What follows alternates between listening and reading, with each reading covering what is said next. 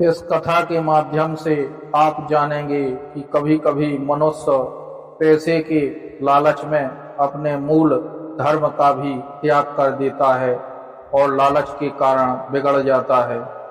तो वीडियो को अंत तक देखें जिससे कथा का पूर्ण लाभ आपको प्राप्त हो सके और हमारा प्रयास सफल हो सके। एक बार एक व्यक्ति रेलवे स्टेशन के पास खड़ा था, जो ईमानदारी के कारण परेशान था। उसे कोई काम नहीं मिल रहा था। तब वह निराश होकर घर की ओर लौट रहा था तो एक आवाज पीछे से आई, भाई मेरी एक पोटली ले लो, मैं 2 रुपया दूंगा। तब उस व्यक्ति ने पीछे देखा तो एक बूढ़ा व्यक्ति 3 पोटली लिए खड़ा है। उसने कहा, मैं आपकी पोटली ले चलूंगा। वह व्यक्ति पोटली लेकर के चल दिया। पीछे 2 पोटली लेकर के बूढ़ा चलने लगा। कुछ समय बाद रास्ते में एक नदी मिली। तब बूढ़ा बोला, भाई मैं 2 पोटली लेने में असमर्थ हूँ, मेरी एक पोटली और ले लो, लेकिन ईमानदारी से ले चलना, क्योंकि इस दूसरी पोटली में चांदी के सिक्के रखे हैं।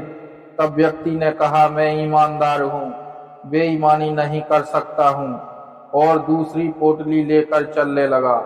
कुछ समय बाद एक पहाड़ मिला। तब बूढ़े ने फिर कहा कि भाई अगर तुम ईमानदारी का पालन करो तो ये तीसरी पोटली भी ले चलो, क्योंकि इसमें सोने के सिक्के रखे हैं। ईमानदार व्यक्ति ने कहा, मैं कदापि बेईमानी नहीं कर सकता हूँ। तब तीसरी पोटली भी लेकर व्यक्ति चलने लगा और पीछे पीछे बूढ़ा चलने लगा। कुछ समय बाद उस व्यक्ति ने सोचा कि अगर तीनों पोटली लेकर मैं भाग जाऊंगा तो यह मुझे नहीं पकड़ सकेगा, क्योंकि यह बूढ़ा है, चलने में असमर्थ है। और वह व्यक्ति भागकर घर पहुंचा। पत्नी के सामने तीनों पोटली खोलने लगा। खोलकर देखा तो पहली पोटली में लोहे के सिक्के का भार था, दूसरे में चांदी के सिक्के का भार था और तीसरे में सोने के भार की मिट्टी के सिक्के थे। तीसरी पोटली को देखते समय एक पत्र उसमें मिला, जिसमें लिखा था कि तुम्हारी ईमानदारी की मैं परीक्षा ले रहा था, जिसमें तुम असफल हो गए हो, और मैं इस राज्य का राजा हूँ।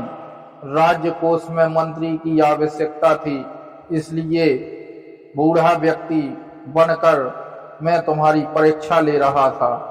तो इस प्रकार से ज्ञानवर्धक जानकारी के लिए आप द शक्ति चैनल से जुड़े रहें। कमेंट में राधे राधे लिखना ना भूलें और अन्य कथाओं के लाभ के लिए आप इस चैनल को सब्सक्राइब करें।